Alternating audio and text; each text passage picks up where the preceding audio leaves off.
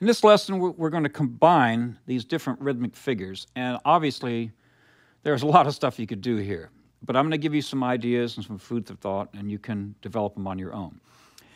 You have a number of figures 6A through 6K, and let's just take some of these and apply them both in a rhythm guitar context and a lead guitar context over one of our jam tracks. We're going to use the jam track that just stays on an E chord. You're at 103 beats per minute right now. So if we look at figure 6A, first thing you're going to do is count it. 1, 2, 3, 4, let 1, 2, 3, 4, let.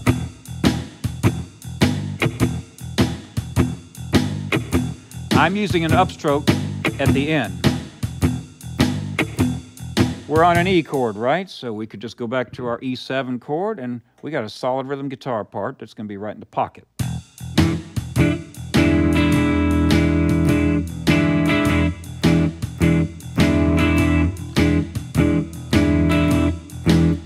So let's say you're going to play lead over this, right? Well, use this figure and just let that be the architecture, the framework of what you're going to play. And you just drop some notes in there.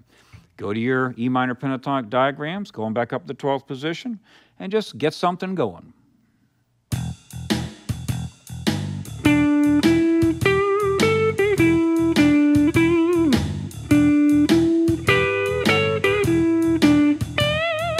One, two, three, four, let 1, 2, 3. So I had a 2-bar phrase. You see what I did? I actually extended a little bit, but it was that same thing. Or if I go at...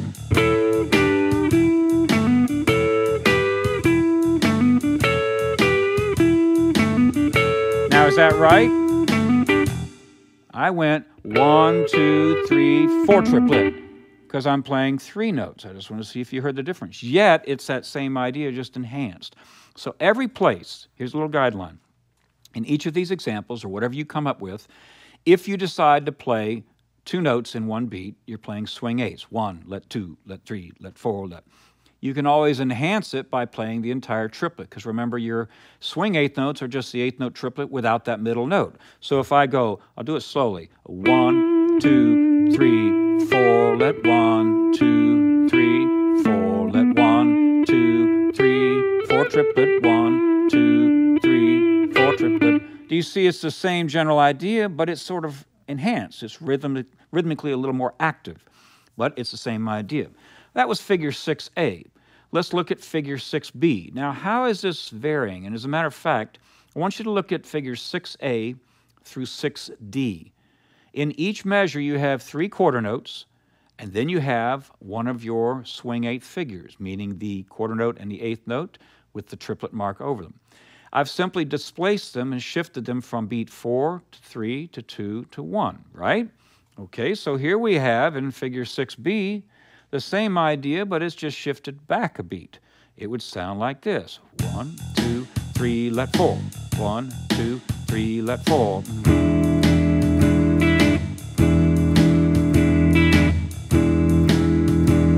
Pretty straightforward. Let's play a little line against it. You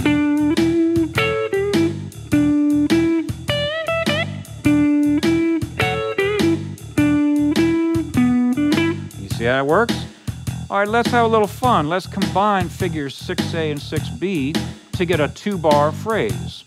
Here we go. I'll do it in rhythm. That's figure 6B, right? Here's 6A.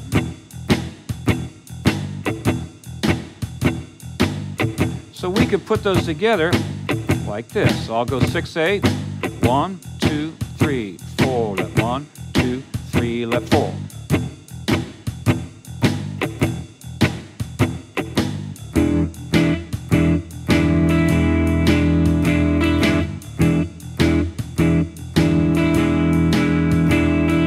This sounds very elementary, very primitive, because I'm not playing anything. I'm just playing an E7 chord. But this is how I might start by saying I want a 2-bar phrase that's not symmetrical. It isn't redundant. I don't play the same figure in both measures. So it's a bigger piece of information. And then I might do something.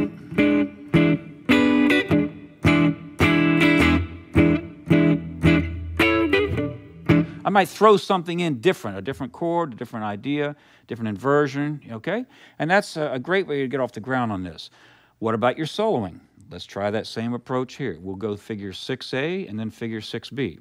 1, 2, 3, 4, let 1, 2, 3, let 4.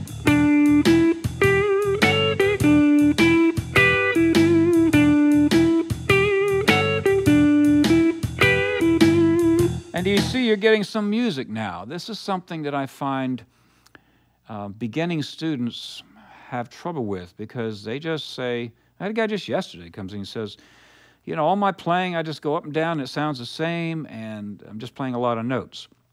It's because they think primarily in terms of the scale. They get all these notes under their fingers, but then they don't address this issue of phrasing, of rhythmic ideas. So here's an example of how just using these two figures could be a great springboard for you to then play a lot of cool licks. You just limit yourself. That's the important word. You limit yourself to just a small rhythmic idea, and you don't venture out of it yet. And then you just apply it through the scale. Then you can apply all your different techniques, string bending, vibrato, slurs, etc., etc. Okay? So let's move on to figure 6C. So as you can obviously see, we've displaced it and shifted that pair of eighth notes, or actually the swing eighths, over to the second beat. So we have 1, 2, let 3, 4. Let's play it against the track. 1, 2, 3, let 4. 1, that was the wrong one. That's 3, let 4. Let's go 1, 2, let 3. That's figure 6C. 1, 2, let 3, 4.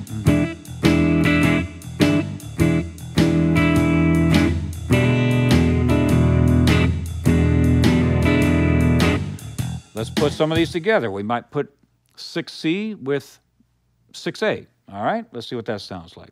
We'll practice it first. Here's 6C. 1, 2, let 3, 4. 6A. 1, 2, 3, 4. Let 1, 2, let 3, 4. 1, 2, 3, 4. See how it's starting to get a little unpredictable. It's not so cookie cutter. And this is probably one of the best ways to enhance your blues playing and any playing where you have to play over a shuffle. And this also applies to your swing playing, you know, your jazz playing, because all this rhythmic stuff is in the swing, obviously. Okay, so let's just play a little bit. We'll do some lead work with this figure.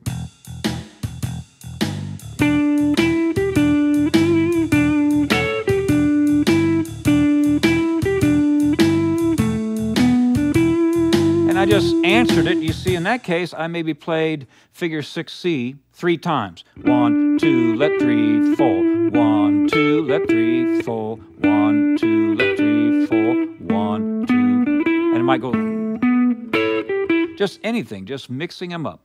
All right, let's move quickly on to figure 6D. Got a lot of stuff to cover here, and I think it's pretty obvious what we're trying to do. Figure 6D, you've got those eighth notes on beat 1, 2, 3, 4.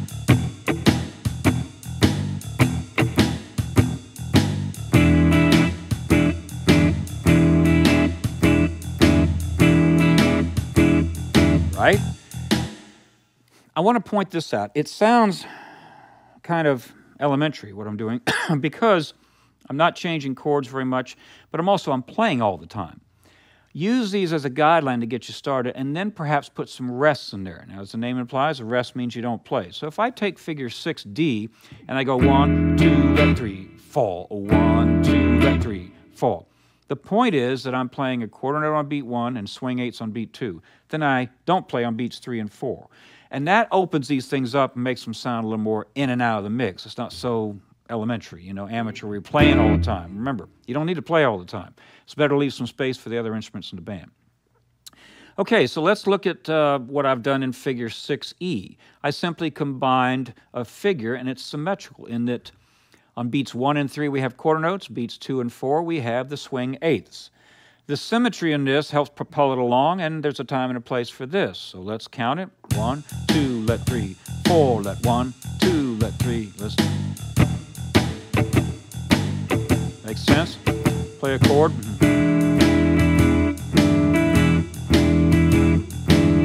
And so on. If you play some lead, you might use this.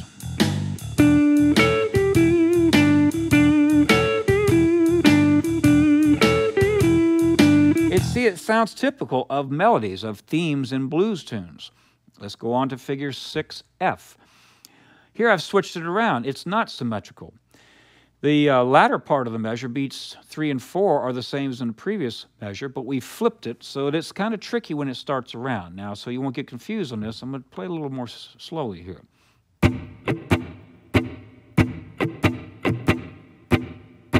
1, let 2, 3, 4, let 1, let 2, 3, 4, let. Make sure you can play along with me on this. And, you know, I don't, in these videos, I don't do like what you might want. I don't sit here and say, okay, we're going to start at 40, play along with me. We're going to start at 50 beats per minute, play along. You got a metronome at home, you can do that. That's the discipline of you knowing what you need to work on, okay? So get that metronome or drum machine out and practice these at a slow tempo, then gradually get up to the tempos that these jam tracks are in. Let's play along with this track.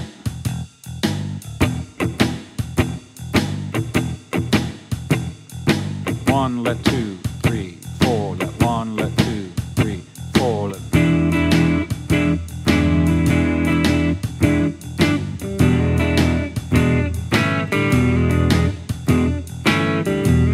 Do you see now I sound more like a real rhythm guitar part in a blues tune? I'm playing the E7, E minor 7, E7, then the A to the open G, right? For those swing eighths. And then if you're playing some lead over that,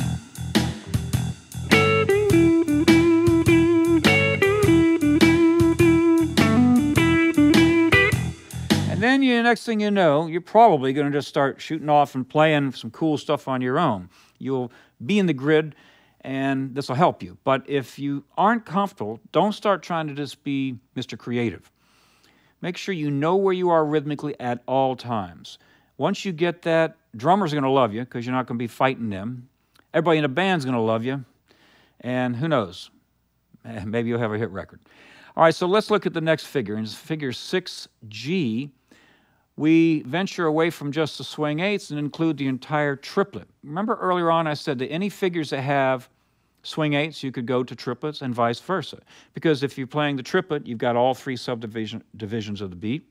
If you play the swing eighths, you're just deleting the middle one, okay? So let's just play against this here. 1, 2, triplet, 3, 4, let 1, 2, triplet, 3, 4, let.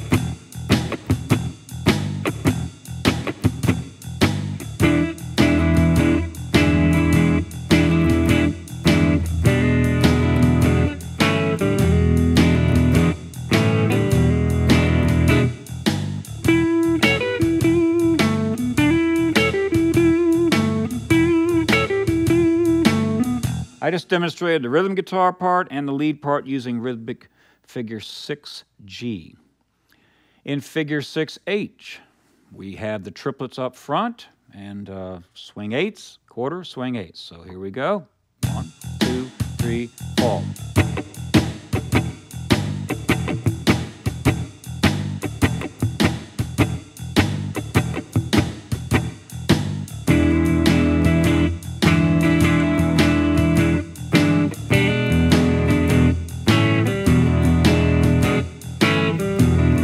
This is a great way for you to get some variety when you're playing your basic rhythm guitar parts in blues. Once you learn the coordination part and the fingerings for some chords or licks, then try putting them together in different rhythmic ideas. Figure 6I, we have a rest in there on beat 4, triplets on beats 1 and 2.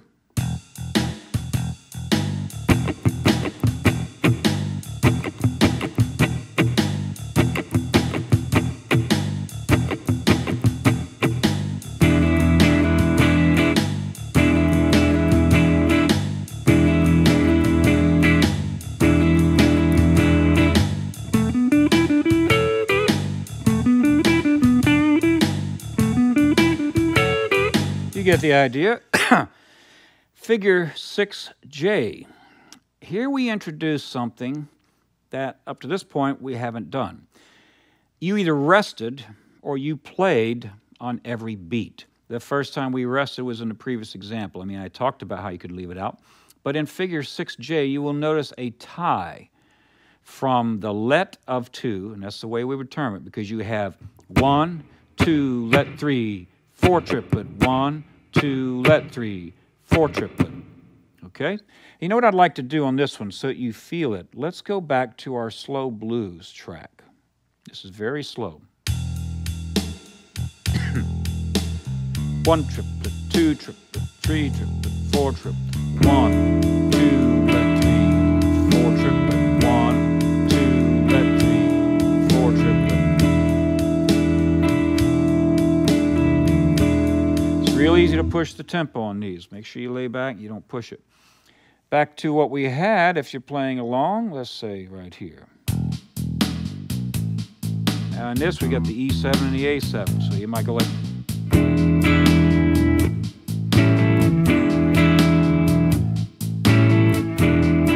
What do you have to do there?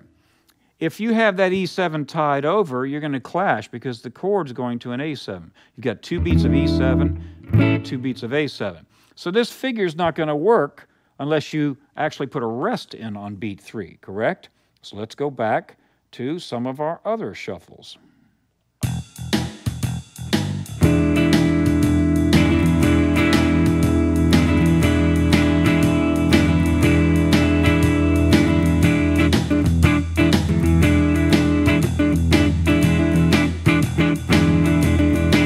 Okay, what did I just do?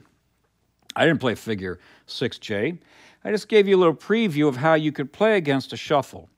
And yet I was in the pocket. Everything I did was on one of those 12 slots in the measure.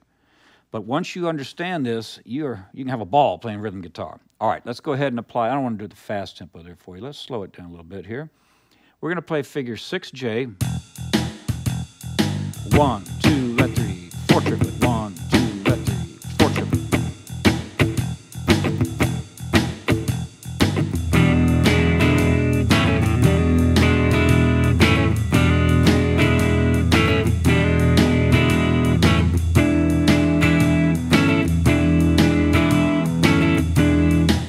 That triplet really propels it for the next measure, and you can do licks in there. So this is a perfect example of how you can blend your rhythm and your lead playing. Let's look at figure 6K. In this case, you've got a bunch of ties, don't you? And if we did that with a slow blues, it would be 1, let 2, 3, 4, 1, let 2, 3, 4, 1, let 2, 3, 4. The reason that I'm showing you these ties is that you'll sound amateur, as I mentioned earlier, if you play all the time. Now comes the homework part. This is where you have to do your part. Obviously, I didn't write out every combination because there are quite a few. What I suggest you do is that you just systematically write out some rhythms, and you might say, well, I don't care about reading music. I don't want to mess with this. Well, that would be foolish.